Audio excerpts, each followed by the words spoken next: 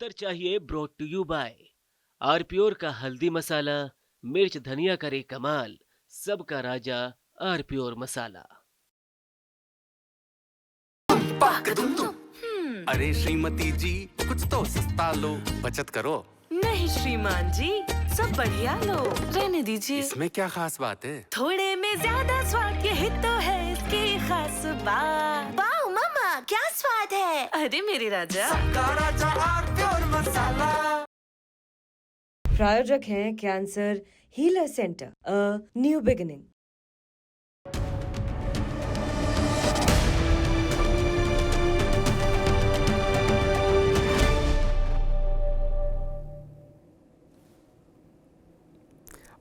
मौजूदा वक्फ कानून में व्यापक फेरबदल का समय आ ही गया।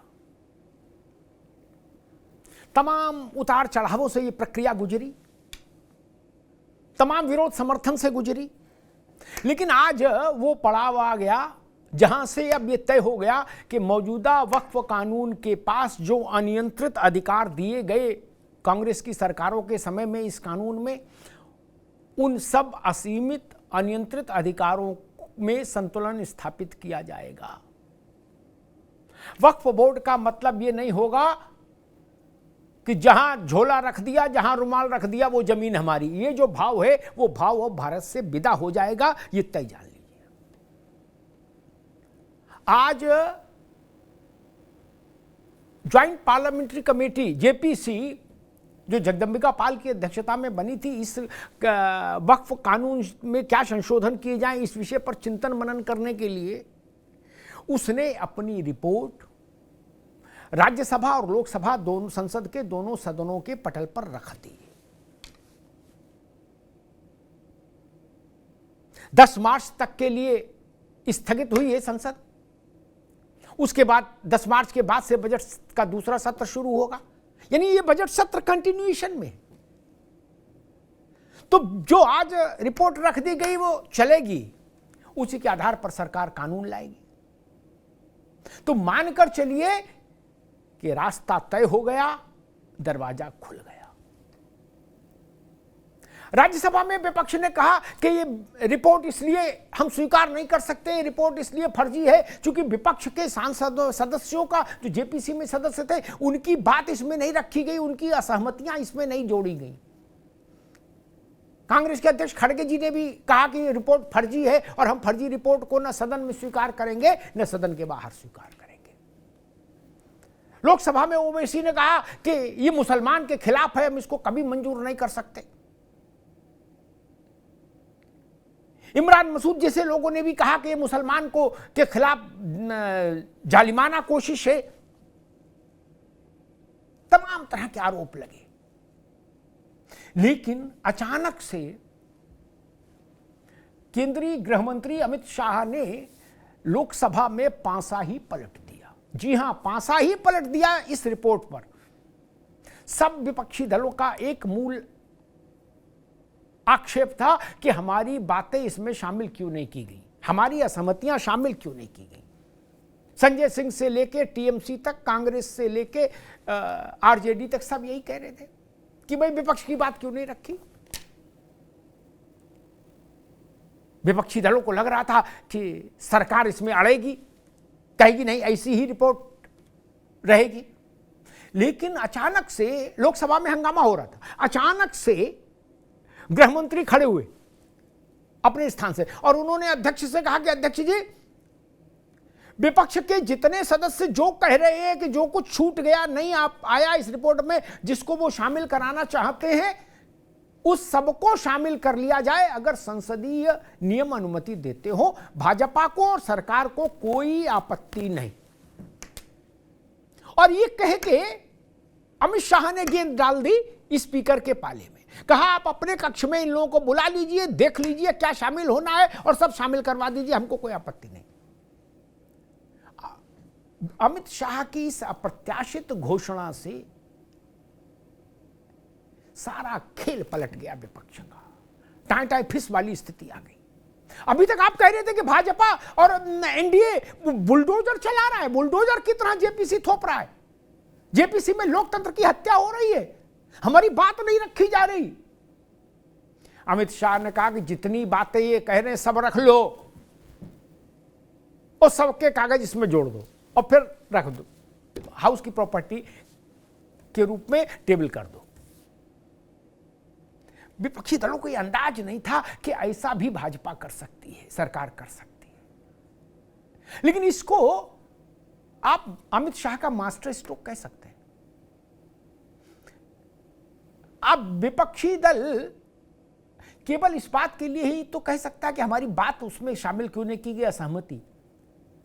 आपके संशोधन माने जाए, ये तो विपक्ष भी जानता है कि हमारे संशोधन तब तक नहीं माने जाएंगे जब तक हम बहुमत में नहीं होंगे, और बहुमत में होंगे तो आप विपक्ष में क्यों होंगे, फिर आप सत्ता पक्ष कहलाएंगे।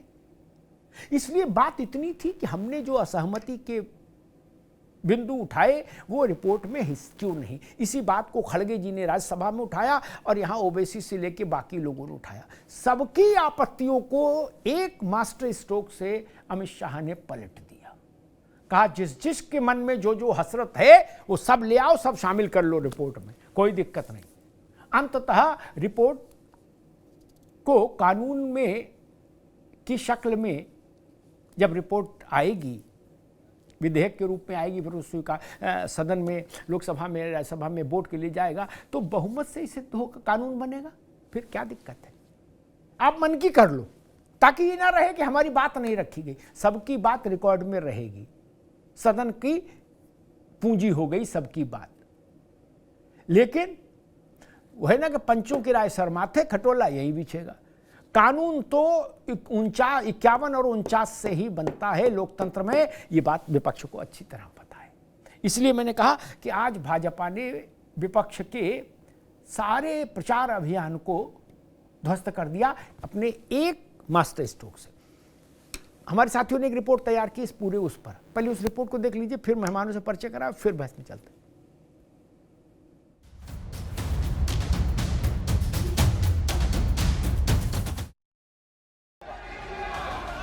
आइटम नंबर 24 जगदीबा पाल।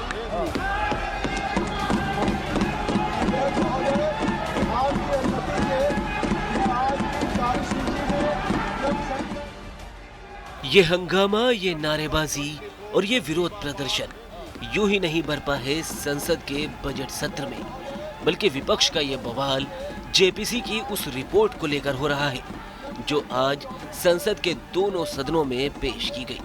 राज्यसभा में मेधा विश्राम कुलकर्णी तो वहीं लोकसभा में जेपीसी के चेयरमैन जगदम्बिका पाल ने यह रिपोर्ट पेश की। इस दौरान भारत माता की जय से लेकर जय श्री राम तक के नारे भी सुनाई दिए।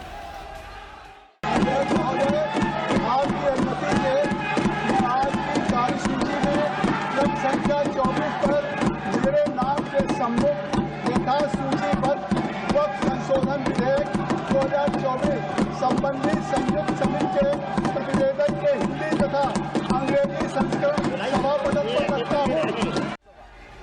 लेकिन जैसे ही जेपीसी की ये रिपोर्ट पेश की गई, संसद में संग्राम मच गया। विपक्ष ने इस रिपोर्ट में डिसेंट नोट्स हटाने के आरोप लगाकर हंगामा कर दिया। कांग्रेस अध्यक्ष मल्लिकार्जुन खड़गे ने तो इस रिपोर्ट को फर्जी ही बता दिया। जो वक्फ बोर्ड की जेपीसी की रिपोर्ट है, जिस रिपोर्ट में अनेक सदस्यों ने अपना डिसेंट नोट दिया है, वो नोट देने के बावजूद भी प्रोसीडिंग से निकालना और उन मेजॉरिटी मेंबर्स के व्यूज सिर्फ उसमें रखकर बुलडोज करना, ये ठीक नहीं है, ये कंडेमेबल है और एंटी डेमोक्रेसिक है, एंटी प्रोसीजर है। और ऐसे फर्जी रिपोर्ट को हम कभी नहीं मानेंगे, सदन कभी नहीं मानेगा। विपक्ष ने आरोप लगाया कि इस रिपोर्ट में जेपीसी के सदस्यों के सुझाव हटा दिए गए हैं और जो स्टेक होल्डर्स नहीं हैं, उनको बुला कर उनके नोट्स शामिल किए गए हैं। विरोध की इसी बिसात पर समाजवादी पार्टी ने विरोध का ऐलान कर दिया है। नहीं, हम इस बिल का विरोध करते हैं। पूरा विपक्ष एक साथ है और मैं समझती हूँ कि सत्ता पक्ष के भी कुछ गुट हो सकते हैं जो इस मामले में हमारे साथ हैं। ये जो बिल है इसका हम विरोध करते हैं। It is unconstitutional and it is against the rights of minorities in this country. तो बिल्कुल हम लोग इसके शुरू से ही खिलाफ में थे, लेकिन जेपीसी के माध्यम से बहाना दिया गया कि हमारी बातें, हमारे जो विरोध हैं उनको भी संज्ञान में लेकर इंक्लूड किया जाएगा, लेकिन ऐसा नहीं हुआ है। जेपीसी पर सियासी जंग का मैदान बन गई संसद। आम आदमी पार्टी से लेकर ओवैसी तक, ओवैसी से लेकर आरजेडी टीएमसी तक, लोकसभा से लेकर राज्यसभा तक एकजुट हुए विपक्ष ने संसद से वॉकआउट कर दिया। हमारे जो एतराज़ात थे उसको इंक्लूड कर लिया जाएगा। हाँ, जो पैराग्राफ्स में कमेटी के वर्किंग के ऊपर स्पष्ट से वो तो रूल के खिलाफ है, उसको नहीं इंक्लूड किया जाएगा। तो अब देखते हैं कि जब रिपोर्ट 2 बजे पेश होगी लोकसभा में, जो हमने जो बताया है उसको इंक्लूड करते या नहीं करते तभी पता चलेगा। मगर हमने मीटिंग की। देखिए, मैं जेपीसी का मेंबर था। बड़े अफसोस की बात है, विपक्ष के सदस्यों ने जो अपना डिसेंट नोट दिया, जो उन्होंने अपना विरोध दर्ज कराया, उनका विरोध भी शामिल नहीं किया गया। ये आपने मजाक बना रखा है जेपीसी रिपोर्ट को। भाई, जो आप हमारी राय से सहमत हो सकते हैं, असहमत हो सकते हैं। डेमोक्रेसी के अंदर अलग अलग पार्टियों को अपनी राय देने का हक है। आप उसको कूड़ेदान में कैसे डाल सकते हैं? वही विपक्ष की यलगार और विरोध के इस व्यवहार पर सरकार ने भी जमकर पलटवार किया। रिपोर्ट के सुझाव हटाने के आरोपों पर सरकार ने कहा कि विपक्ष के आरोप बेबुनियाद है और रिपोर्ट से कुछ भी नहीं हटाया गया। विपक्ष के कुछ सदस्यों ने आपत्ति जताई है कि इनके जो विमत है, डिस्प्यूट्स है, इनको पूरी तरह से नहीं रखा गया है। मैं मेरी पार्टी की ओर से आपको विनती करना चाहता हूं कि विपक्ष के जो डिस्प्यूट्स हैं, एक सिरनीर कर आप संसदीय कार्यप्रणालिका के उपयुक्त रूप में जो जोड़ना है वो जोड़े। इसमें मेरी पार्टी को कोई आपत्ति नहीं है। There is no deletion, there is no removal of any part of the report. Everything is tabled on the floor of the House. On what basis you can raise this kind of issues? Don't mislead the House. बहरहाल करीब 6 महीने तक चली meeting दर meeting, मशवरे और मशक्कत के बाद जेपीसी यानी ज्वाइंट पार्लियामेंट कमेटी अब उस मुकाम पर आ गई है जहां से वक्फ बिल संशोधन का रास्ता साफ होना है। लेकिन सदन में रिपोर्ट पेश होते ही मचे क्लेश पर सवाल ये है कि क्यों रोड़े अटका रहा है विपक्ष। जेपीसी वक्फ पर जो जेपीसी बनी उस पर एक बड़ा हंगामा, सियासी हंगामा आज देखा गया संसद के दोनों सदनों में। लेकिन अंत जब उसका हुआ, पटाक्षेप जब हुआ उस हंगामे का, तो उस पटाक्षेप ने विपक्ष के सारे अभियान को निस्तेज कर दिया। जो सबसे बड़ी मांग राज्यसभा लोकसभा में सारे विपक्षी दलों ने उठाई थी, वो ये कहा था, ये आरोप लगाया था कि हमारी बात इसमें नहीं रखी गई। लोकसभा अध्यक्ष ने सबकी बात उस रिपोर्ट में इंक्लूड करा के टेबल करवा दी लोकसभा में। अब सबके भिमत आ गए, सबके विरोध आ गए, कुछ भी बाहर नहीं रहा। मेहमानों से परिचय करा दें, रत्नाकर जी हैं भारतीय जनता पार्टी के प्रवक्ता, रत्नाकर जी का स्वागत है। मुन्ना खान साहब हैं कांग्रेस के प्रवक्ता, मुन्ना खान साहब का स्वागत है। मौलाना नदीमुद्दीन साहब हैं, बहुत दिनों बाद हमारे शो में आए हैं, उनका बहुत स्वागत है। माँ यति चेतनानंद हैं, यति माँ चेतनानंद का बहुत स्वागत। मौलाना साहब, आपसे बात शुरू करूंगा। कांग्रेस, समाजवादी, टीएमसी, आम आदमी पार्टी, जितने विपक्षी दल हैं, वो सब यही कह रहे थे कि हमने जो विरोध लिख के दिया था वो इसमें नहीं रखा गया। अमित शाह ने सदन में खड़े होकर कह दिया कि जिसने जो दिया है, इतना पुर्जा भी दिया हो, वो भी इसका हिस्सा बना दिया जाए तत्काल प्रभाव से। कोई छूटे नहीं, कोई रूठे नहीं। तब तो केस खारिज हो गया। लोकसभा में जो रिपोर्ट पेश हुई उसमें सबके विमत शामिल, सबके असहमतियां भी शामिल हैं, सहमतियां भी शामिल हैं। अब तो फूफा नहीं रूठ सकते मौलाना साहब, नहीं। अब तो फूफा को बारात में चलना पड़ेगा। आप कैसे नाराज होंगे? भाई, आपकी बात मानी जाए या ना मानी जाए, इस पे तो जबरदस्ती नहीं हो सकती।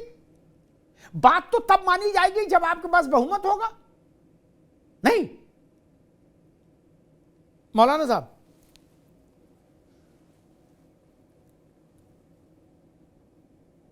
अनम्यूट कर लीजिए, मौलाना साहब अनम्यूट कर लीजिए इसको।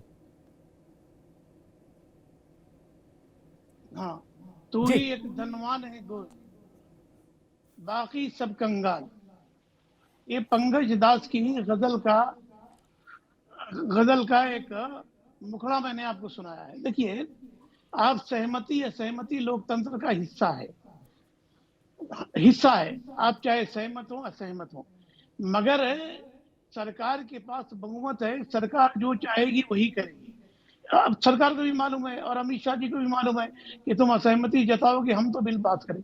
मेरा कहना क्या है कि क्यों आप वक्फ बोर्ड के पीछे पड़े हैं भाई? ये वक्फ का जो कुछ भी कानून है, ये तो सब पार्लियामेंट के से नेहरू से लेकर के, नेहरू जी से लेकर के मनमोहन सिंह की सरकार तक, वाजपेयी जी तक जितने अमेंडमेंट हुए सब पार्लियामेंट में हुए। देखिए, बात यह है कि सरकार की नजर गिद्ध की तरह है, वो मुसलमानों की वक्फ जमीन को हथियाना चाहती है। अभी देखिए, डिफेंस की लैंड को अडानी अंबानी को दिया सरकार ने। सरकार को भी मालूम है कि रेलवे की जमीन डिफेंस के बाद सबसे ज्यादा वक्फ बोर्ड की जमीन है। कब्जा करो, और कब्जा करके सरकार वही करेगी, अडानी और अंबानी को देगी। मैं कहता हूँ इसके जिम्मेदार सो कॉल्ड मुसलमान है, MP MLA मोल्ला मौलवी धड़ल्ले से वक्त को लूटा और लूट करके अपनी बाप की जागीर समझ करके उसको इस्तेमाल किया। मैं कह रहा हूँ कि रिफॉर्म करने की जरूरत थी, आपको करना चाहिए था। पहले आप ये आंकड़े बताइए कि कितने 9 लाख एकड़ जमीन है, 9 लाख एकड़। सबको बहस में ले आऊं, फिर दोबारा आता हूं आपके पास, सबको बहस में ले आऊं एक बार, फिर दोबारा आपके पास हाजिर होता हूं। वक्फ को खत्म नहीं किया जा रहा, कुछ बातें साफ करना जरूरी, फिर यतीमा के पास जाऊं, फिर राजनीतिक लोगों के पास। वक्फ खत्म नहीं हो रहा, वक्फ का कानून खत्म नहीं हो रहा। जैसे दाढ़ी बेतरतीब हो जाती है ना, तो उसकी ट्रिमिंग करानी पड़ती है। क्या दाढ़ी नहीं काट रहे, ट्रिमिंग हो रही है। चल एक बात मौलाना साहब, बीच में नहीं, बीच में नहीं भाई, रुक जाओ। चंद्रशेखर जी की दाढ़ी की ट्रिमिंग होती थी, अद्भुत दाढ़ी रखते थे वो, 1.5 घंटा लगता था ट्रिमिंग में, आकर्षक लगते थे। तो कई अनियंत्रित हो जाए कानून, मदमस्त हो, हाथी हो जाए कोई कानून, भले पार्लियामेंट ने किया हो। और मौलाना साहब ने एक पार्लियामेंट की बात कही, उस पर मुझे एक बात याद आ गई। पार्लियामेंट में तो बहुत कुछ हो गया मौलाना साहब। आपको याद दिला दें, नरसिंह राव पूजा स्थल विधेयक लेके आए, पूरी भाजपा चिल्लाती रही, अरुण जेटली, उमा भारती सब चिल्लाते रहे कि हम इसके खिलाफ है, इसको जेपीसी को दो, जेपीसी। सरकार ने कहा कुछ नहीं, कोई जेपीसी नहीं। 5 मिनट में बिल पारित हो गया, 5 मिनट घड़ी देख के। तब डेमोक्रेसी नहीं दिखाई दी। हिंदुस्तान के 80 करोड़ लोगों का मुस्तकबिल आपने 5 मिनट में लॉक कर दिया। कहां वक्फ कानून खत्म हो रहा है? लेकिन घपले घोटाले नहीं चलेंगे, इतनी सी बात है। वक्फ तो रहेगा। जो औरंगजेब दान कर गए या अवध के नवाब दान कर गए, वो तो रहेगी। लेकिन सरकारी जमीन पर मस्जिद वक्फ बाई यूज नहीं चलेगा। मौलाना साहब, आप तो जानते हो, आप तो आलिम हैं, कहीं भी दरगाह बना लो सरकारी जमीन पे, वो दरगाह नहीं चलेगी, वो हटा दी जाएगी। वो जमीन खाली करा लेंगे, उसमें स्कूल बन जाएगा। इतनी सी लड़ाई है। बाकी जो दान की है, जिसका कागज पत्तर है, उसको क्या दिक्कत? छीना झपटी वाली जमीनें चली जाएंगी। यतीमा, भारत के इतिहास में, भारत की हिस्ट्री के लिए आज का दिन बड़ा है। संसद के दोनों सदनों में वक्फ पर ज्वाइंट पार्लियामेंट्री कमेटी की रिपोर्ट सहमतियों और असहमतियों के संलग्नकों के साथ प्रस्तुत हो गई।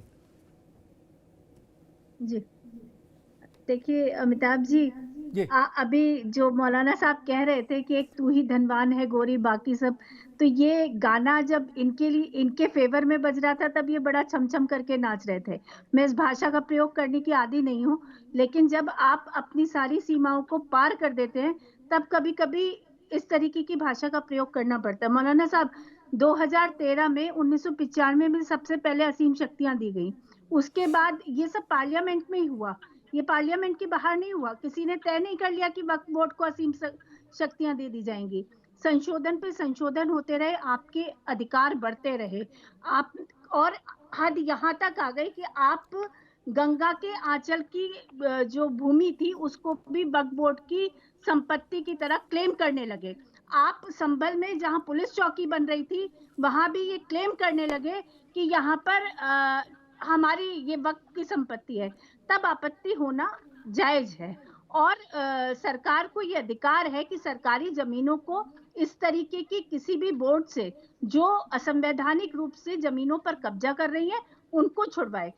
आप अपनी जमीन को दान कीजिए, इससे किसी को कोई आपत्ति नहीं है। उसका उपयोग अपने लोगों की शिक्षा के लिए, अपनी मजलूम बहनों की विवाह के लिए, उनके संरक्षण के लिए कीजिए, हमें कोई आपत्ति नहीं है। लेकिन आपत्ति तब होती है जब अवैध रूप से आप किसी भी तरफ अंबेडकर जी की तरह उंगली दिखाकर ये कह देते हैं कि जमीन मेरी है। ये गलत है, ये नहीं होना चाहिए। आप अपनी जमीन के अधिकारी हैं, कागजों के समेत दान कीजिए, दान में किसको आपत्ति है? हम अपनी जमीनों को दान करते हैं, हमें कौन रोकता है? लेकिन जब आप लगातार सरकारी जमीनों पर अपना कब्जा जताने लगते हैं तब आपत्ति होती है और ये आपत्ति जायज है। और सरकार का जो कदम है वो अभिनंदनीय है, क्योंकि सरकारी जमीनों को इस तरीके के बोर्डों से मुक्त होना चाहिए।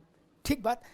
एक चीज मैं कहूँ, फिर मुन्ना खान साहब के पास चलूंगा, उनकी आपत्ति, उनकी पार्टी की नाराजगी को समझेंगे। लेकिन एक चीज मैं कहूँगा, खासतौर पर मौलाना साहब आपके संज्ञान में ये चीज रहनी चाहिए। अभी वक्त पर बहुत जेरे बहस रहेगा यह मसला। बहुतों को नहीं पता कि एग्जैक्ट मूल रूप से परिवर्तन क्या होने जा रहा है। बहुत से मौलानाओं को भी नहीं पता और दूसरे साइड वालों को, क्योंकि भारत में तो भेड़ चाल है। अभी पूछ रहे जेपीसी की रिपोर्ट देखी तो खींचे निपोड़ देंगे लोग, हैं भैया क्या बोले ओवैसी साहब करे तो मुर्दाबाद, तो हम भी बोलने लगे मुर्दाबाद। यही तो भारत में है। मूल एक बात कह दूं, जिन संपत्तियों के दान के कागज पत्तर हैं और जिन पर कोई विवाद नहीं, मैं सबके संज्ञान के लिए कह रहा हूं, इस जो कानून बनने जा रहा है उस कानून का मूल भाव ये होगा, रत्नाकर भाई आप भी समझ लो, जिन संपत्तियों पर कोई विवाद नहीं है, वो दान की हैं, उन पर कोई क्लेम नहीं कर रहा, वो संपत्तियां वक्फ के अधीन यथावत रहेंगी मौलाना साहब इस कानून में। लेकिन जो संपत्तियां दान की नहीं हैं, सुनिएगा, जो संपत्तियां दान की नहीं है, जिनको वक्फ बाई यूज अपने कटघरे में ले लिया गया, अपने हाथे के अंदर घसीट लिया गया और उन पर दावा है, अगर वक्फ बाई यूज की संपत्ति पर भी दावा नहीं है तो उसको भी वक्फ का ही मान लेंगे नए कानून में। लेकिन अगर कोई दावेदार है, मस्जिद पर रत्नाकर जी का दावा है, कागज पत्तर रहे, तो फिर वक्फ को खाली करना होगा उसको। और भारतीय पुरातत्व सर्वेक्षण विभाग के द्वारा संरक्षित भवनों पर वक्फ का कब्जा नहीं होगा। यह भी इस कानून का मूल भाव है। जैसे मुलायम सिंह जी ने एक बार ताजमहल ही दे दिया था वक्फ वालों को, मौलाना साहब आपको तो पता होगा क्या, एक दिन ज्यादा खुश हो गए तो ताजमहल ही दे दिया, फिर बाद बवाल मचा, कोर्ट ने रद्द किया। नहीं, बोले मौलाना साहब तुम ही रखो ताजमहल, बोले नेताजी ताजमहल दे दो, बोले आप दे दिया। नहीं, ताजमहल ना हो गया, बस की सीट हो गई। भारत में तो ऐसे ऐसे कारनामे हो चुके हैं। खैर, मुन्ना खान साहब, आपकी पार्टी का जो हमने मूल आपत्ति सुनी थी, खड़गे जी ने जब शुरुआत की राज्यसभा में इस विरोध की, तो उन्होंने कहा कि बुलडोजर चलाया जा रहा, विपक्ष की बात को रिपोर्ट में शामिल नहीं किया गया। ये बात वो कह रहे थे 11 बजे, खड़गे साहब 11:15। 2 बजे लोकसभा में जो रिपोर्ट पेश की गई उसमें विपक्ष की सारी असहमतियां स्टेपलर से पिन करके पेश की गई। क्या एक भी पुर्जी भी बाहर नहीं रही, और इस बात की तस्दीक ओवैसी साहब ने खुद कर दी। तो आपकी मूल शिकायत तो खत्म हो गई कि हमारी बात इसमें शामिल नहीं हुई। अब इसके आगे कोई शिकायत मुन्ना भाई? देखिए अमिताभ जी, सबसे पहले समझने की जरूरत है कि लगातार जब से भारतीय जनता पार्टी की सरकार देश में बनी है, कहीं न कहीं राज्यसभा हो या संसद हो, संसद भवन में हो, विपक्ष की आवाज हमेशा से दबाई जाती है, चाहे माइक बंद करने की कई ऐसी नौबतें हैं। दूसरी बात मैं बता दूं, आज अमित शाह कह रहे हैं कि लोकसभा अध्यक्ष जी को कि आपको जो भी विपक्ष के है आप उनकी पर्ची लगा दो। मैं ये पूछना चाहता हूं, ये यथास्थिति आई क्यों? जो विपक्ष ने जो कहा, उनके पत्र को उससे क्यों हटाया गया? उनके सुझाव को क्यों वहां से दूर रखा गया? तो कहीं ना कहीं एक हमारे प्रोफेसर थे शकुन लाल मिश्रा, वो कहते थे बेटे बगैर कारण के टिटी नहीं लगता। तो आज ये टिटी लग रहा है। इसका ये मतलब है कि देश में आज के डेट में सिर्फ और सिर्फ गृह मंत्री जी समझदार हैं, गृह मंत्री जी ईमानदार है। बाकी जितने भी सांसद है उनके पास कोई नॉलेज नहीं, कोई देश चलाने के अनुभव नहीं, देश उन्होंने क्षेत्र को देखा नहीं, उन्होंने देश को देखा नहीं, उन्होंने संसद भवन को देखा नहीं। इनके ये कहने का मतलब एक गृह मंत्री अमित शाह खड़े हो जाए और जितने भी लोग वो बैठ जाए, ये हुक्म दिया जा रहा है। मैं ये पूछना चाहता हूँ कि बार बार आप पे बेईमानी का आरोप लग रहे हैं, बार बार आप चोर चुट्टे जाहिर हो रहे हो, फिर भी ये हरकतें नहीं छूट रही। अरे जब जेपीसी बनाई गई तो ईमानदारी के साथ उसे पेश करना चाहिए था। जो विपक्ष के लोग थे उनके भी तो सुझाव डालने थे, उनके सुझाव क्यों नहीं दिए गए? तो सवाल ये है कि सरकार चाहती है कि वक्फ बोर्ड की जितनी जमीनें हैं वो सब के सब हट दी जाए। अब आगे बताओ, सुझाव उसमें शामिल हो गए, सदन में टेबल हो गए, उसकी आगे की बात करो। अब सुझाव शामिल हो गए, सदन में टेबल हो गए, सदन की प्रॉपर्टी हो गए सारे सुझाव, सहमति असहमति सब कुछ सदन की प्रॉपर्टी हो गई। अब इसके आगे की बात बताओ। ये तो हो गया, आज खत्म हो गया चैप्टर। अमिताभ जी यही तो कह रहा हूं, अगर सहमति की बात होती तो सारे विपक्ष के लोग नहीं चले जाते। अगर आप कांग्रेस पे दोष दे रहे हो, चलो मान लिया कांग्रेस ने विरोध किया, लेकिन सपा, उसके बाद तृणमूल कांग्रेस, कई ऐसे दल है, उन्होंने क्यों विरोध किया? क्या भारतीय जनता पार्टी के सभी दुश्मन है? क्या भारतीय जनता पार्टी से सभी दलों को एलर्जी है? क्या ये वाली बात है? ऐसा कुछ नहीं है। एक सत्य की लड़ाई एलर्जी किसको चल रही है। 10 सेकंड। एक सत्य की लड़ाई, एक सत्य की लड़ाई संसद भवन में चल रही है और ये देश बखूबी देख रहा है कि किस तरीके से अभी रुकना होगा मुन्ना खान साहब, रुकना होगा। मोदी ठीक है, एलर्जी ठीक, अभी रुकना होगा मुन्ना भाई। मैं रत्नाकर सिंह के पास चलूं, उससे पहले फिर एक चीज स्पष्ट कर दूं, देश के सामने तथ्य स्पष्ट रहने चाहिए। नेता कुछ भी थेतराई करे, उससे कोई फर्क नहीं पड़ता। देश सच जाने, देश बड़ा है, नेता तो आते जाते रहते, टहलते रहते। आज ये है अंदर, कल वो रहेंगे, बाहर हो जाएंगे, दूसरा अंदर चला जाएगा सदन में, वो विषय नहीं। राज्यसभा में एक तो संसद की तकनीकी जानकारी होना भी जरूरी है। राज्यसभा में जब ये रिपोर्ट टेबल हुई और खड़गे जी ने कहा कि इस रिपोर्ट में विपक्ष के लोगों के सुझाव हटा दिए गए, तो माइनॉरिटी अफेयर्स मिनिस्ट्री और पार्लियामेंट्री अफेयर्स मिनिस्ट्री, दोनों मिनिस्ट्री इससे जुड़ी हैं। उनके मंत्री किरण रिजिजू खड़े हुए, मौलाना साहब गंभीरता समझिएगा, और उन्होंने कहा कि कंसर्न विभाग का मंत्री होने के नाते मैं हाउस में कैटेगरिकली साफ साफ ये कह रहा हूं, किसी का विरोध पत्र नहीं हटाया गया। तो विपक्ष के जो मुन्ना खान कह रहे हैं कि केवल विपक्ष में, मतलब भाजपा में ही बुद्धि है, विपक्ष में नहीं। विपक्ष के एक बड़े सदस्य ने मालूम क्या बोला, इनको कैसे पता? हास्यास्पद बात। तब कहना पड़ा उनको कि मैं मंत्री हूं उस विभाग का, मेरे भाई, हमको नहीं पता होगा तो क्या कल्लू पान वाले को पता होगा? जेपीसी की हर बैठक में मिनिस्ट्री, माइनॉरिटी मिनिस्ट्री का सचिव मौजूद रहता था।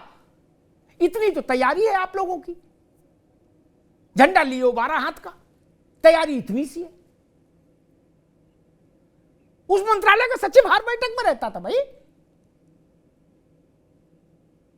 गजब बात है। रत्नाकर जी, विपक्ष अभी भी कह रहा है, ओवैसी साहब कह रहे हैं कि ये मुसलमानों को, और जो ओवैसी कह रहे हैं वही सपा कह रही है और वही कांग्रेस कह रही है कि मुसलमानों के हक हकूक छीनने के लिए कोशिश हो रही है, ये बुलडोजर चलाया जा रहा है, ताकत का नशा है भारतीय जनता पार्टी को। रत्नाकर जी, क्या नशा है कि नहीं है, और है तो कितना है और किस चीज का है, जरा प्रकाश डालो। देखिए अमिताभ जी, जब जेपीसी का गठन हुआ था उस समय भी संसदीय कार्य मंत्री जी ने कहा था कि यह जो संशोधन बिल आ रहा है वो किसी के हक को छीनने का बिल नहीं है, वो न्याय दिलाने के लिए लाया जा रहा है। पहली चीज बहुत स्पष्ट रूप से मैं कहना चाहता हूँ, और जैसा आपने भी कंफ्यूजन ये दूर किया कि वक्फ बिल जो नहीं वो हटाया जा रहा है, वक्फ को बिल को संशोधित किया जा रहा है तो ये देश की जनता को जानना बहुत जरूरी है। जैसा कि ये लोग एक मिथ्या लोगों के अंदर क्रिएट करने की कोशिश कर रहे हैं कि वक्फ बोर्ड को जो है खत्म करने की कोशिश की जा रही है। खत्म करने की कोशिश नहीं की जा रही, उसमें संशोधन किया जा रहा है, और वो भी हक दिलाने के लिए, न्याय के लिए। ठीक है। और दूसरी चीज मैं कहना चाहूंगा कि मैं एक बार फिर से आपने भी कई बार मुन्ना भाई अभी उनकी बात आ गई, आपके अवसर में मुताबिक केवल रत्नाकर जी की आवाज। जी हाँ जी अमिताभ जी, मैं एक बार फिर से कहना चाहता हूं कि संसदीय कार्य मंत्री जी ने बहुत स्पष्ट तौर से सदन में आज भी कहा है, गृह मंत्री जी ने भी कहा कि किसी भी नियम का उल्लंघन नहीं किया गया है।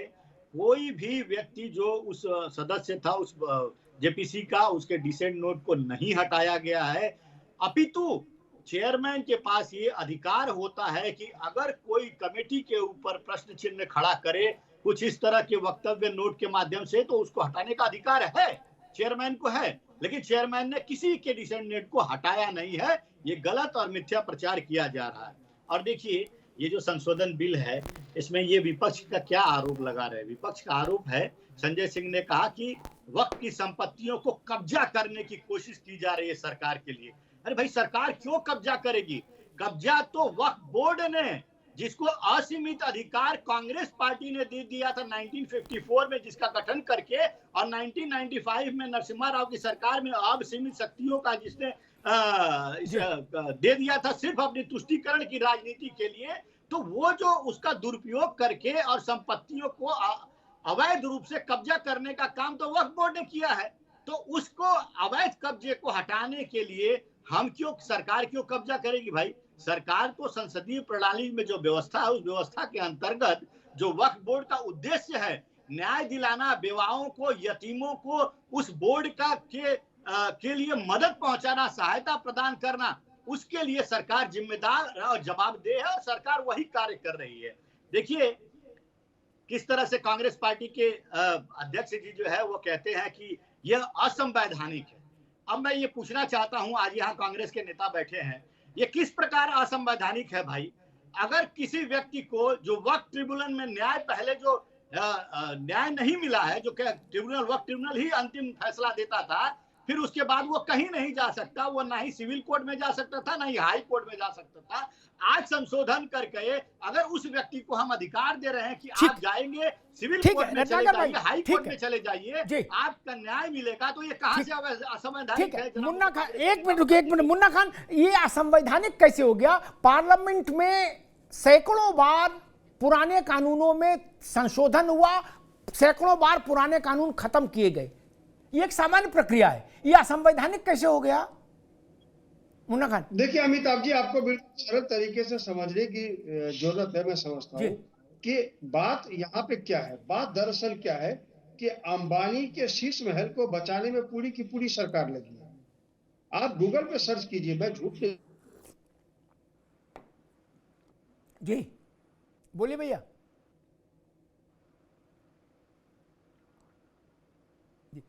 मुन्ना खान साहब, आपकी शायद कुछ तकनीकी दिक्कत है। मौलाना साहब को चलूं। मौलाना साहब, मैं वही बात समझ नहीं पा रहा, वक्फ की वो जमीन जो गैर विवादित है और जिसके दान का प्रमाण है, उसको कोई माई का लाल छू नहीं सकता, लेकिन जो जबरन दाएं बाएं से खोपचे में ली है जमीन, वो रहेगी नहीं।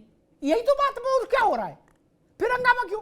अगर मान लीजिए रामलाल की जमीन पर दरगाह बना दी और बोले वक्फ बाई यूज हो गया, अब ये जमीन हमारी, और रामलाल मुकदमा किए, तो फिर आपको जमीन खाली करनी पड़ेगी। वक्फ बाई यूज नहीं चलेगा।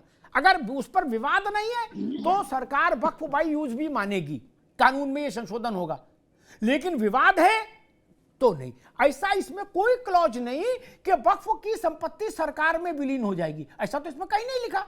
फिर ये दुष्प्रचार क्यों किया जा रहा है कि सरकार जमीन लेना चाहती है? पूरे वक्फ के जेपीसी की रिकमेंडेशन में कहीं ये नहीं लिखा कि जमीन सरकार की हो जाए। मौलाना साहब, फिर ये झूठ क्यों फैलाया जा रहा है? देखिए, भाजपा के हमारे प्रवक्ता महोदय और आपने भी एक तंज का एक जुमला बोला है कि बहुत सारे मौलानाओं को ये नहीं मालूम है कि वक्फ बिल में अमेंडमेंट क्या हो रहा है। मैं जेपीसी के सामने पेश हुआ हूं और जेपीसी मैंने डिबेट किया है।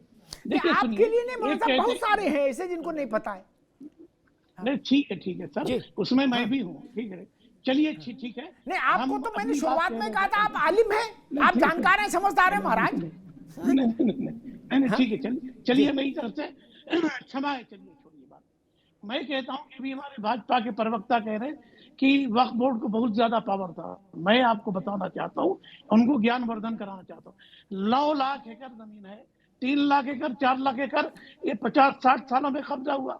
अगर इनके पास पावर था तो पावर का इस्तेमाल कैसे हुआ? एक बात, 65,000 एकड़ जमीन तेलंगाना की वक्फ बोर्ड की जमीन है, 30,000 बच करके रह गई, तो 35,000 जमीन कहाँ गई? ये सच कहिए कि हर सरकारों ने वक्फ बोर्ड को लूटा है। अगर वक्फ बोर्ड ने लूटा है तो मैं कहता हूँ सरकार को व्हाइट पेपर जारी करना चाहिए, जारी करके बताना चाहिए, सीबीआई की इंक्वायरी करवानी चाहिए कि वक्फ बोर्ड ने कहाँ से लिया, क्या लिया। आप वक्फा यूजर की बात कर रहे हैं, ये मस्जिद की बात कर रहे हैं कि कागज पत्तर बताओ। 1000 साल पहले टेम्पल का क्या कागज पत्तर है? वही सवाल मैं पलट करके कहूँ तो आप क्या जवाब देंगे? तो मेरे कहने का मतलब क्या है कि ये मस्जिद और वक्फ की जमीन हथियाने के लिए मोदी सरकार एक घिनौना काम कर रही है। मैं आपको बताना चाहता हूँ, आपने हमारे घरों पर बिल्डोजर चलाया, हमने बर्दाश्त किया।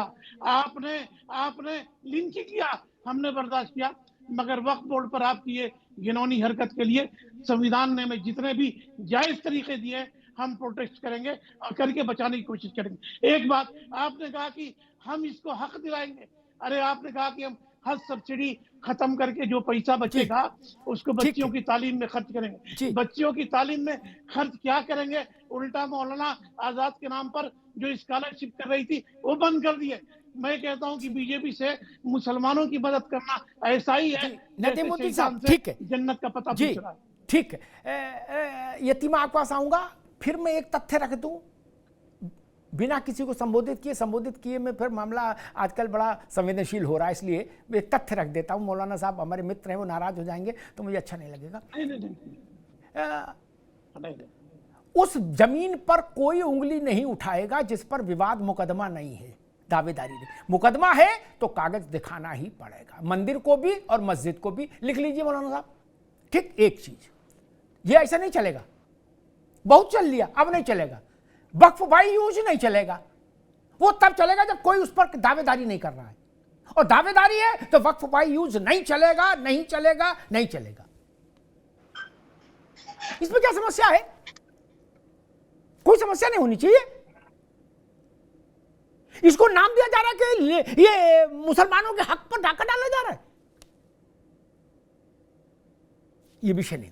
और जमीन पर झोला रख के अपनी हो जाए, जैसे बस की सीट पर रुमाल रख देते, ये तरीका ठीक नहीं। यतीमा मैं एक उदाहरण देता हूं, आंकड़ा सरकार का, अपना नहीं।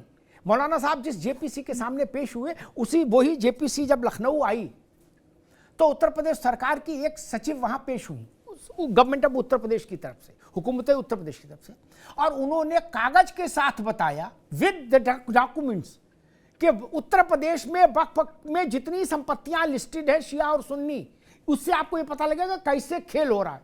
जितनी संपत्तियां वक्फ शिया सुन्नी वक्फ में लिस्टेड है, उसमें से 78% सरकार की जमीन है जिसको वक्फ में लिख लिया गया, उसका कोई कागज पत्तर कहीं से कहीं तक नहीं। यतीमा, अब सिर्फ इसी बात की तो भड़बड़ाहट है कि वो जो 78%, 100 में 78 खोपचे में ले ली ताइवान से, और कोई कागज नहीं, कुछ नहीं बोले, कागज ना वही, वक्फ कहे वही सही। यतीमा, ये अमिताभ जी, अब तक ये होता रहा कि जिसकी लाठी उसकी भैंस। अभी एक गजल सुना रहे थे मौलाना साहब, तो मैं उसे थोड़ा आगे बढ़ा देती हूँ। इन्होंने अपनी लाठी से भैंस हाँकी है तो इन्हें सब वैसा ही दिखता चला आ रहा है, लेकिन फैक्ट ये है कि वक्फ की संपत्ति जिन लोगों के लिए प्रयोग होनी चाहिए थी वास्तविक रूप में, क्या वक्फ की संपत्ति, उन चेयरमैन तो धनवान होते चले गए। आप इस बात से बहुत अच्छी तरह परिचित है कि वक्फ के जो अध्यक्ष रहे, जो चेयरमैन रहे, चेयरपर्सन, वो कितने धनवान हो गए और उन्होंने क्या क्या घोटाले करे और उनपे क्या क्या आरोप लगे, लेकिन कोई कहने वाला नहीं था। लाठी भी उनकी थी, भैंस भी उनकी थी, सब कुछ सही चल रहा था। आज सरकार सिर्फ इतना चाहती है कि जो जमीनें सरकारी हैं उनको वक्फ से मुक्त कराया जाए। आप दान दीजिए, वो जमीनें आपके बच्चों की पढ़ाई के लिए काम आए, वो जमीनें, उन जमीनों का जो पैसा है वो आपकी विधवा जो बेवा है उनके लिए काम आए, तो इसमें आपको आपत्ति क्यों है? लेकिन दिक्कत क्या है कि आप वक्फ के नाम पे मौलाना साहब जो गोरख धंधा पूरे देश में चलाए हुए हैं, वो गोरख धंधा बंद हो जाएगा, उस पर लगाम कस जाएगी, उससे आप लोगों को दिक्कत हो रही है। आप सब जानते हैं कि आप लोगों ने वक्फ के नाम पर क्या किया है। मेरे मकान पे खड़े होके अगर आप ये कह दें कि वक्फ का है, मेरे मंदिर पे, मेरे स्थान पे खड़े होके अगर आप ये कह दें कि वक्फ का है, तो कोई क्लेम करने वाला नहीं था। हम दरवाजे दरवाजे भटकते रहते थे, कहाँ हमारी सुनवाई होती थी। आपने तो पुरातत्व विभाग की जिन जमीनों पर, जिन मंदिरों पर, जिस जगह पर पुरातत्व विभाग का अधिकार था, उनको भी खदेड़ कर बाहर कर दिया, क्योंकि आप ही की लाठी थी, तो आपने पुरजोर तरीके से उस लाठी को चलाया है। लेकिन सरकार जो कर रही है वो ठीक कर रही है, और ये जो संपत्ति है, सरकारी संपत्ति, पुरातत्व विभाग की जो संपत्तियां हैं, वो मुक्त होनी ही चाहिए। मैं मुन्ना भाई के पास चलूं, उससे पहले एक बात और कहूं, बड़ा अजब खेला है। भारतीय पुरातत्व सर्वेक्षण विभाग के अधीन कोई इमारत है, मस्जिद कमेटी ने पता लगा एएसआई कोई घुसने से मना कर दिया, बोले घुसे तो इनके 10 डंडे मारो, अलग करो उनको, ये घुसे तो तुरंत कहना इस्लाम खतरे में। अब वो बाहर गली तक में नहीं जा पा रहे। संभल में यही तो था, कागज में वो एएसआई के पास है मस्जिद, लेकिन चल किसकी रही? फहीम की, गुड्डू की, राशिद की। कोई डायरेक्टर भी वहां चले जाए एएसआई का तो थपड़िया भगा दे। ये सच्चाई है, मौलाना साहब जानते हैं सच्चाई को। बोले कौन है एएसआई? कुछ नहीं, भैया की चलेगी यहां, भाईजान की। तो फिर तो कुछ तो सुधार करना पड़ेगा। मुन्ना खान साहब, संसद का ये नियम आप अच्छे हमसे बेहतर जानते हैं, जवाहरलाल जी के समय से आज तक वही है, 49 और 51। लोकतंत्र का एक अर्थ होता है 49 और 51। ठीक, जब पूजा स्थल विधेयक कांग्रेस पारित कराई थी, तब भी ऐसे इसी व्यवस्था के तहत पारित कराया था। जब वक्फ में शक्तियां दी नरसिंह राव ने और मनमोहन सिंह ने, तो भी इसी नियम के तहत दी। अब वक्फ कानून में संशोधन और तरमीम जो हो रहा है, वो भी उसी कानून के तहत हो रहा है।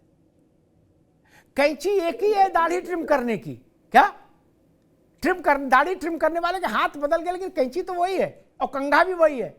मुन्ना भाई नहीं, अब क्या होगा, ये कानून पारित हो जाएगा, वक्फ का कानून देश भर में बदल जाएगा। फिर आगे क्या होगा, क्या करेंगे? क्योंकि आज कांग्रेस ने कहा हम इसको स्वीकार नहीं करेंगे। जब कानून बन जाएगा तो स्वीकार नहीं करेंगे तो क्या करेंगे? मुन्ना भाई देखिए अमिताभ जी, आपने बहुत अच्छी बात की कि कानून तो वही है संशोधन करने का, लेकिन सरकार की मंशा क्या है? आपने बोला कि कैंची वही है और दाढ़ी कटनी चाहिए। आपने कहा कि चंद्रशेखर जी ट्रिंग कराते थे, लेकिन आपकी इतनी हिम्मत नहीं हुई कि मोदी जी के लिए कह दे कि वो भी दाढ़ी को ट्रिंग करवाते थे। जो भी हम एक मिनट इनकी आवाज रोकी, मुन्ना खान की मैं बोल दे रहा हूं, चंद्रशेखर जी, मोदी जी, मुन्ना खान, मौलाना साहब जो भी दाढ़ी रखते हैं सब दाढ़ी ट्रिम कराते हैं। आपकी बात समाप्त हो गई, अब आगे बोलो। मेरे से पंगा नहीं दोस्त, ना ना ना ना, मैं बड़ा विचित्र आदमी हूं, आप जानते हो। मैं तो घर तक छोड़ के आता हूं, आज तक रास्ते में किसी छोड़ा हो बता दो मौलाना साहब, आज तक किसी को रास्ते में छोड़ा नहीं ना? घर तक छोड़ के आता हूं। हाँ भैया बताओ। हाँ सरकार की मंशा यही है, मैं बार बार कह रहा हूं कि सरकार की मंशा है कि किस तरीके से अडानी और अंबानी के जो शीश महल बने हुए हैं उसको बचाया जाए। मैंने जैसा पहले भी कहा कि 2003 में जो ली गई जमीन अंबानी की, जो जिसपे शीश महल बनी हुई है, वो जमीन वक्फ बोर्ड की है। आप गूगल पे सर्च कर लो, ये कोई कांग्रेस का प्रवक्ता, कांग्रेस के कार्यकर्ता नहीं कह रहा है। गूगल आपको प्रमाण दे देगा कि क्या हकीकत है, और देश के लोग सभी जान रहे।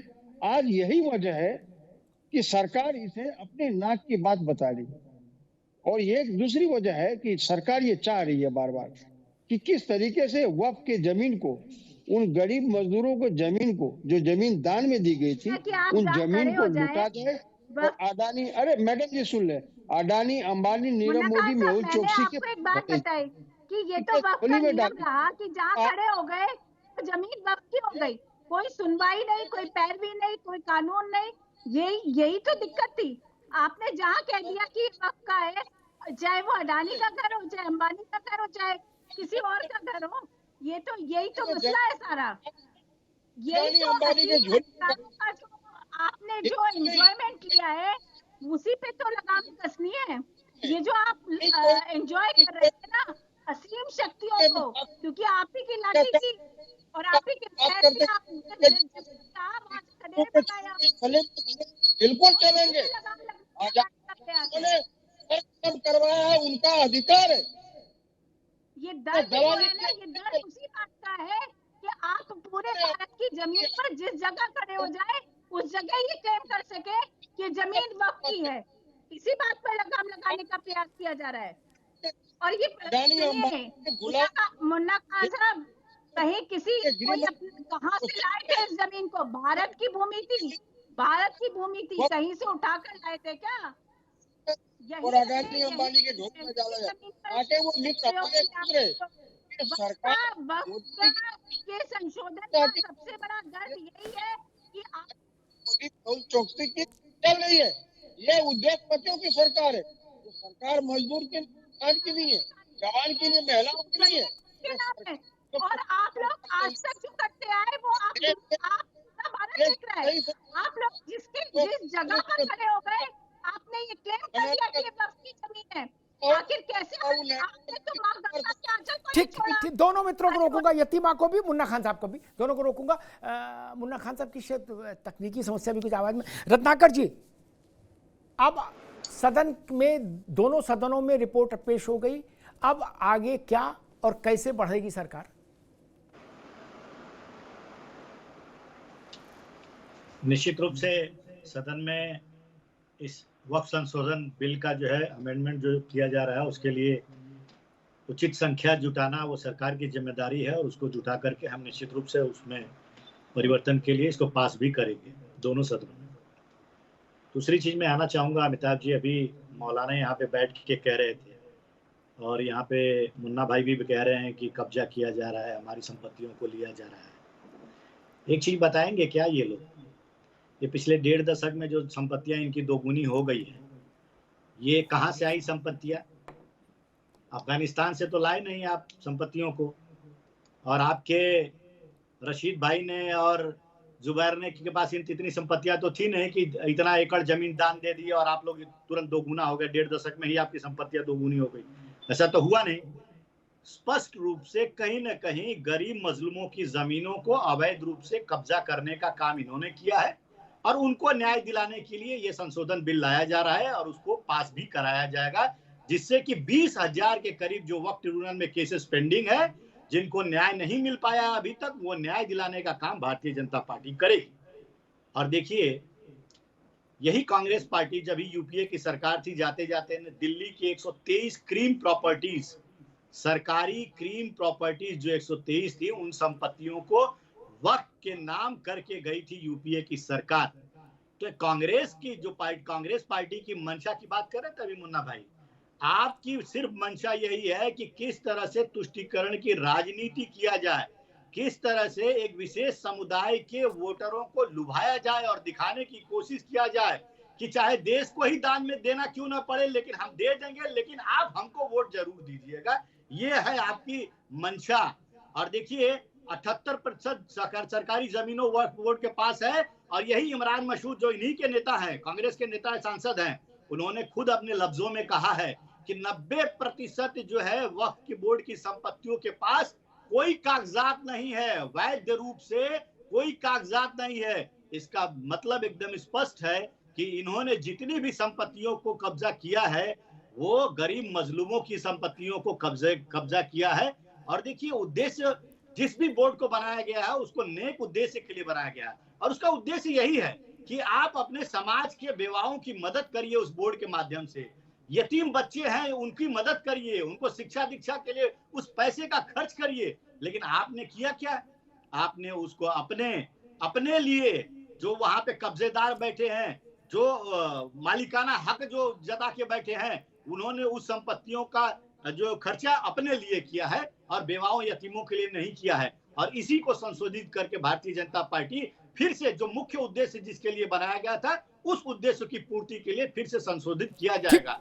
सच्चर की कमेटी ने तो आपको कहा था कि करिए, सच्चर कमेटी ने कहा कि आपने ये चीजें संपत्ति संशोधित करिए क्योंकि असीमित शक्तियां दे रही है, आपने किया नहीं।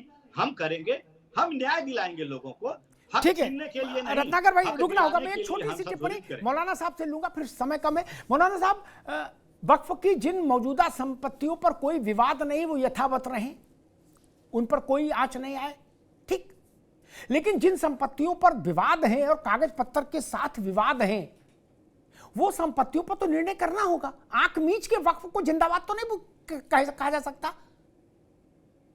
दूसरा पक्ष कागज लेके सामने खड़ा है तो कागज तो देखा जाएगा ना। फिर नहीं, सरकार किस लिए, अदालतें किस लिए? फिर तो बंद कर दे अदालतें और सरकार, रेवेन्यू डिपार्टमेंट। सिर्फ इतने की कवायद हो रही है कि 69,000 मुकदमे जो है देश भर में वक्फ के प्रॉपर्टियों के मालिकाना हक को लेकर, उनमें कागज पर फैसला होगा। इसमें क्यों कोहराम? सांच को आंच नहीं, कर नहीं तो डर नहीं। मौलाना साहब देखिए, ये देश संविधान से चलता है और अभी एक बात से मैं इत्तेफाक करता हूं। क्या इत्तेफाक कि धड़ल्ले से वक्फ में लूटपाट हुआ और वक्फ के जमीन से गरीब मुसलमानों को कोई फायदा नहीं पहुंचा। सफेददारी और बड़ी बड़ी गाड़ियों वाले, चाहे चेयरमैन हो चाहे सीओ हो। मैं जफरियाब जिलानी को भी जानता हूं, मैं वसीम रजीवी को भी जानता हूं, किस तरह से वक्फ बोर्ड की जमीनों को करोड़ों बेच करके करोड़पति हो गए, अरबपति हो गए। अभी ये साहब कह रहे थे कि अफगानिस्तान से लेकर के तो नहीं आए। मैं कहता हूँ भैया, मैं अफगानिस्तान से क्यों लेकर के आया हूँ? मेरे बाप दादा यहीं पैदा है, मुझे क्या जरूरत पड़ी अफगानिस्तान से? अगर पलट करके मैं ये कह दूं कि जर्मन से आर्यन लेकर के आए थे तो बात बहुत दूर तक जाएगी। इसलिए बात आपके पास कहाँ से आ गई कि कोई अफगान? हाँ, आप जर्मन से लेके आए थे क्या? आर्यन कहाँ से आए थे? नहीं, आप संसद को भी कहेंगे कि वक्फ की संपत्ति है। आप हमारे 15 साल पुरानी मंदिरों को भी कहेंगे कि हमारी संपत्ति है। जर्मनी है। आप एयरपोर्ट को भी कहेंगे हमारी संपत्ति है। आप कुंभ क्षेत्र को भी कहेंगे कि हमारी संपत्ति है। जो मर्जी आएगा उसको कह देंगे कि हमारी संपत्ति है। कैसे दोगुनी हुई संपत्ति भाई? ये तो जवाब दीजिए, संपत्तियां कैसे दोगुनी हुई? आपके पास संपत्तियां दोगुनी कैसे हुई? आपको कब्जा करना है वक्फ बोर्ड पे, आपको वक्फ की जमीन हथियाना है आपको। अरे जिसने कब्जेदार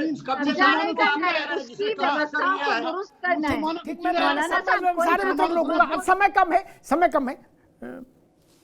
एक बात जितना मैं समझा जेपीसी की रिपोर्ट को,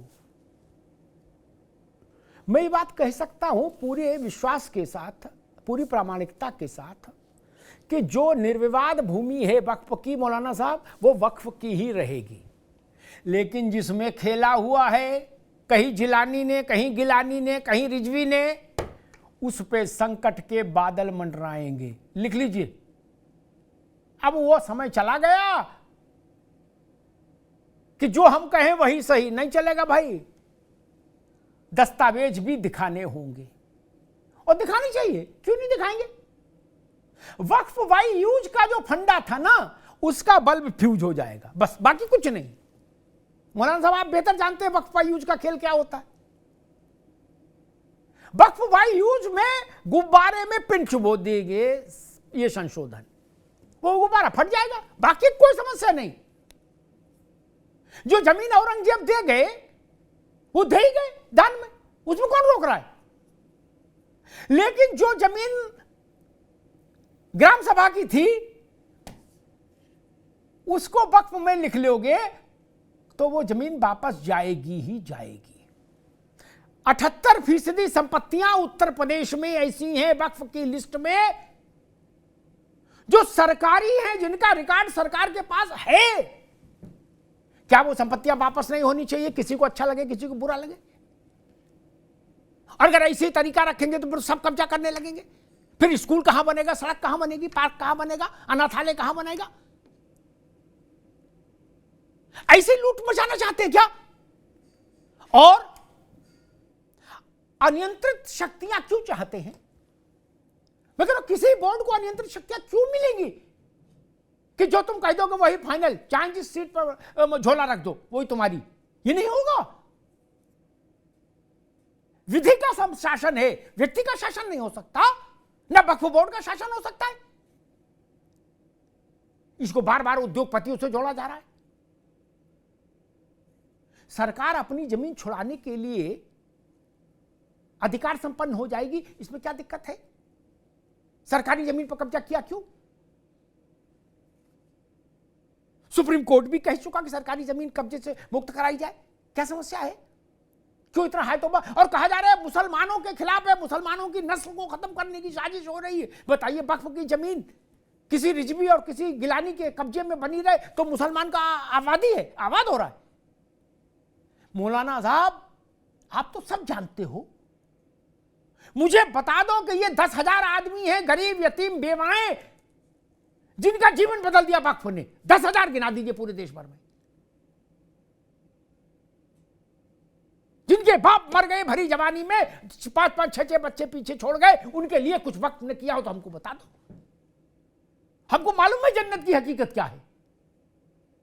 इसलिए अटारी पर खड़े होकर वक्फ ना चिल्लाओ महाराज। बता दीजिए ना कि हम वहां 50,000 लोगों की रसोई चलाते हैं। बता दीजिए कि हम 10 लाख मुस्लिम बेवा यतीम बच्चों की फीस देते हैं स्कूलों में। बताए ना वक्फ हमको। नहीं, कुछ नहीं होता। पान की गिलोरी खाए, कड़क नींबू काट कुर्ता और जो अलीगढ़ काट पजामा पहन के सब लोग घूम रहे हैं बड़ी बड़ी गाड़ियों में, और कह रहे हैं इस्लाम पर खतरा है, मुसलमान पर खतरा है। वक्फ को व्यवस्थित किया जाना समय की मांग है। वक्फ व्यवस्थित होना चाहिए। और वक्फ का सिद्धांत, मौलाना साहब बहुत आलिम है, वो जानते हैं, वक्फ का सिद्धांत केवल एक कारण से बना था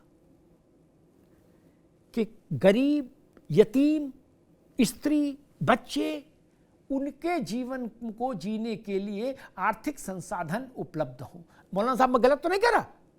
इसका केवल यही एकमात्र लक्ष्य था।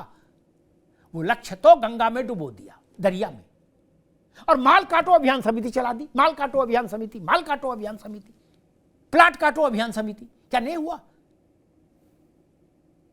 69,000 मुकदमे चल रहे कब्जेदारी के। 78% जमीन सरकारी वक्फ ने अपने पास ले ली। उस जमीन को वापस लिया जाना चाहिए ताकि उस जमीन से गरीब का कल्याण किया जा सके।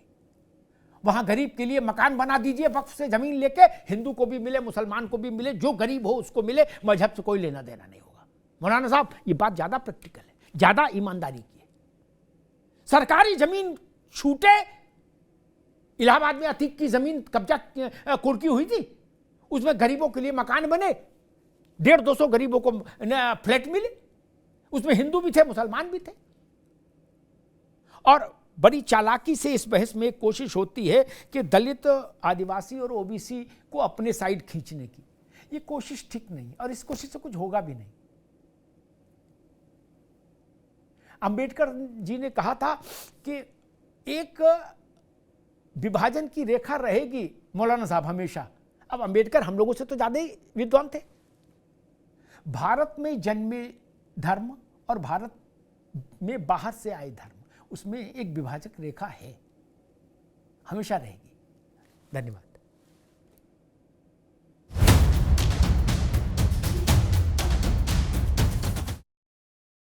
अब उत्तर चाहिए ब्रॉट टू यू बाय आरपीओर का हल्दी मसाला, मिर्च धनिया करे कमाल, सबका राजा आरपीओर मसाला।